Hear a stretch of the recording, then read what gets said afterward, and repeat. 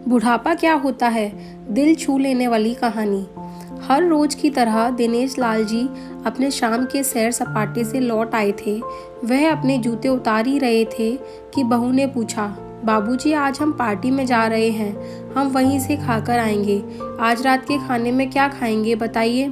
दिनेश लाल जी सोचने लगे, आज रविवार तो नहीं है और ना ही किसी की शादी है, ज़रूर किसी पार्टी में जा रहे होंगे। छोड़ो, मुझे क्या करना है इस उम्र में। अपने विचारों पर काबू करते हुए दिनेश लाल जी बोले, ऐसा करो बेटा, मेरे लिए 2 रोटियां बना दो, दूध के साथ रोटियां ही खाऊंगा। बहू तुरंत बोल उठी, बाबूजी सुबह ही जो बनाई थी उनमें से 2 रोटियां अभी भी बची हुई हैं। अगर आप बहू ने अपना वाक्य अधूरा ही रहने दिया, लेकिन दिनेश लाल जी अच्छी तरह समझ गए कि वह क्या कहना चाहती थी। सुबह की रोटियां खाई तो गैस हो जाएगा। सुबह भी बहू ने मसाले वाली सब्जी ही बनाई थी, जिसके चलते अभी तक खट्टी डकारें आ रही हैं। और इस उम्र में पेट को संभालना मतलब किसी बिगड़े हुए बच्चे को संभालने से भी ज़्यादा कठिन काम। बाबूजी बहू से बोले, नहीं बेटा, इस उम्र में सुबह की रोटियां नहीं खा सकता, तुम्हें थोड़ी तकलीफ होगी, लेकिन मेरे लिए 2 ताजी रोटी बना दो। बहू को बहुत गुस्सा आया। वो गुस्से में ही बड़बड़ाते हुए उठी, अब 2 रोटियां बनाओ या 10, काम तो उतना ही बढ़ेगा। आटा गूंदो, रोटियां बनाओ, किचन और बर्तन साफ करो, इन्हें क्या है, इन्हें सिर्फ ऑर्डर देना है, काम तो मुझे करना पड़ता है ना, बस दिन रात इनकी ही सेवा करते रहो। बहू के बोल दिनेश लाल के कानों पर पड़ रहे थे। हे भगवान, सिर्फ 2 रोटियां बनाने में इतनी तकलीफ, मैंने कोई 5 पकवान तो मांगे नहीं थे। उन्हें बहुत गुस्सा आ गया, लेकिन गुस्सा वहाँ किया जाता है जहाँ कोई सुनने वाला हो। उन्होंने अपना गुस्सा निगल लिया। अब तो उन्हें जितनी जल्दी गुस्सा आता था, उससे जल्दी चला भी जाता था। दिनेश लाल जी को अपनी पत्नी की बहुत याद आई। निर्मला के जीते जी उन पर कभी बासी रोटी खाने की कोई नौबत नहीं आई थी। उल्टा खाने में 10 चीज़ और मिल जाती थी। खाने के साथ मीठा, पापड़, अचार, दही, छाछ, सलाद और पता नहीं क्या क्या। दिनेश जी को बहुत बुरा लग रहा था। रहने दो बहू, मैं सुबह की 2 रोटी खा लूँगा। फिजूल में तुम्हें तकलीफ होगी, और वैसे भी तुम्हारे हाथों की रोटी बहुत मुलायम होती है, मुझे चलेगा। मेरी वजह से तुम लोगों को देर नहीं होनी चाहिए। बहू को तो सोने से पीला मिल गया। वह अपनी आवाज़ मीठी करते हुए बोली, बाबूजी आप चाय लेंगे क्या? दिनेश लाल जी ने अपने चाय पीने की इच्छा को दबाते हुए बोले, वैसे कोई खास इच्छा नहीं है चाय पीने की, मगर तुम अपने लिए बना रही हो तो मेरे लिए भी थोड़ी सी बना लेना। हाँ बाबूजी, मैं अपने लिए बनाने वाली हूँ, आपके लिए भी बना देती हूँ, बोलकर बहू रसोई घर के अंदर चली गई। दिनेश लाल जी खुद से ही बातें करने लगे, अभी तो लाखों की जायदाद है मेरे नाम पर, यह घर भी मेरे नाम पर ही है और खाते में लाखों रुपए पड़े हैं। कभी बेटा विषय निकालता है तो मैं बोलकर टाल देता हूँ कि मेरे बाद सब तेरा ही तो है, सब कुछ, और फिर भी 1 कप चाय और 2 ताजी रोटियों के लिए तरसना पड़ता हो तो उन बूढ़ों का क्या होता होगा जिनके पास संपत्ति के नाम पर सिवा पुरानी यादों के कुछ भी नहीं होता। निर्मला को याद करते दिनेश लाल के आंखों में आंसू चमकने लगे और धीरे से गालों पर सरके। निर्मला के होते हुए उन्होंने घर का कोई भी काम नहीं किया था। आर्थिक जवाबदारी के अलावा उनकी कोई और जवाबदारी नहीं थी। उनके व्यापार ने भी उन्हें अच्छा साथ दिया था। वह भी निर्मला से बहुत प्यार करते थे, लेकिन कभी जताया बता नहीं पाए। वह यह सच्चे दिल से मनाते थे कि निर्मला उनकी किसी पूर्व जन्मों के पुण्य का फल है, लेकिन जिंदगी भी भागदौड़ में वह निर्मला की मन की इच्छाएं पूरी कर न सके।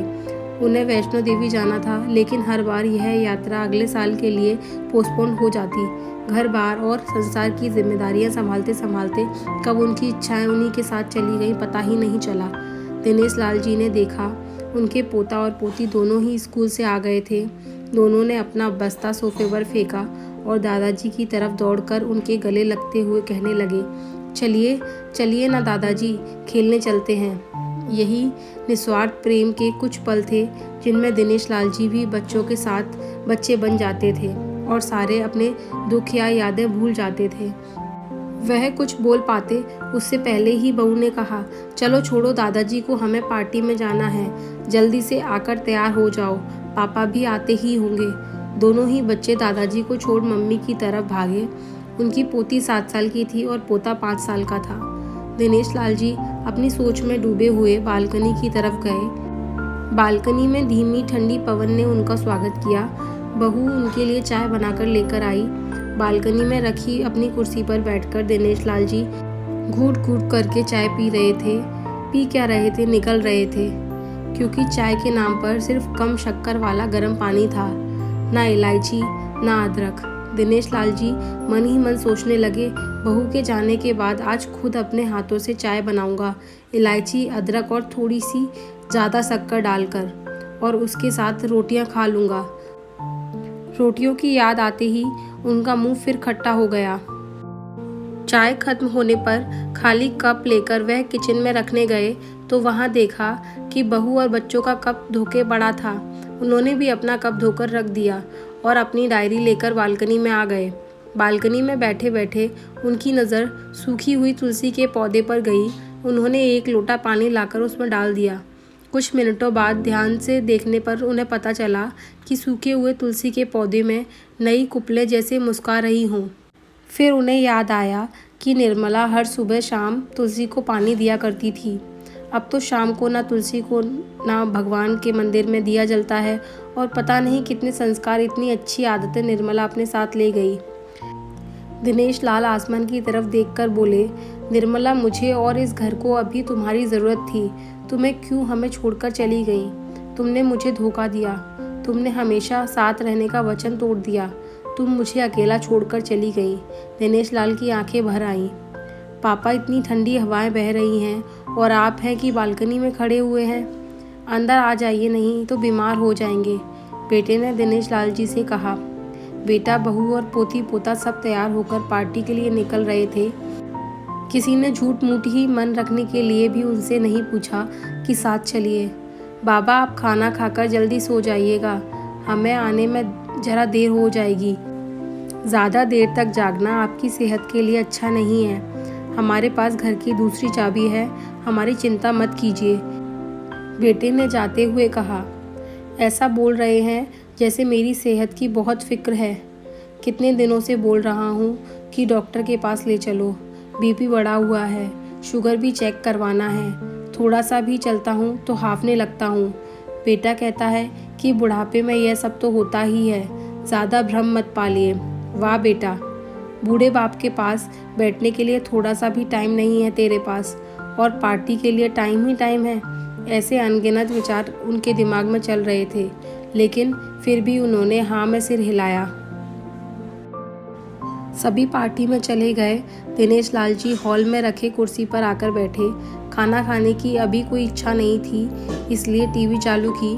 आज वैलेंटाइन डे था, प्यार का दिन, इसलिए टीवी पर भी उसी के बारे में दिखा रहे थे। दिनेश लाल जी की नज़र पास में रखे अपनी पत्नी के फ्रेम पर गई, जिसने लाल कलर की साड़ी पहन रखी थी। प्यार तो उन्होंने भी खूब किया था निर्मला जी से, पूरी ज़िंदगी किया था, जी जान से किया था, लेकिन कभी बोल नहीं पाए।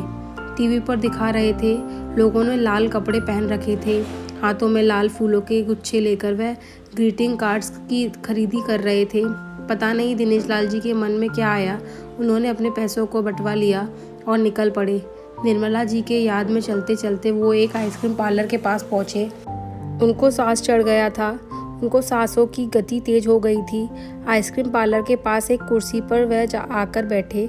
तभी वहाँ पर एक छोटी बच्ची आई जो गुब्बारे बेच रही थी। बच्ची बोली, दादाजी गुब्बारे लोगे क्या? इतने ही बचे हैं, बिक जाएं तो जल्दी घर चली जाऊंगी। दिनेश लाल जी ने देखा 10-12 रंग बिरंगे गुब्बारे थे। उन्हें याद आया कि निर्मला जी को भी गुब्बारे बहुत पसंद थे, लेकिन अब गुब्बारे लेकर क्या करूं? उन्हें बच्ची की आंखों में सच्चाई और आशा दिखी। उन्होंने 200 रुपये दिए और सारे गुब्बारे खरीद लिए। उन्हें फिर से निर्मला जी की याद आई, क्योंकि वह भी घर से निकलते समय हमेशा थोड़े एक्स्ट्रा पैसे लेकर निकलती थी और किसी न किसी ज़रूरतमंद की मदद किया करती थी।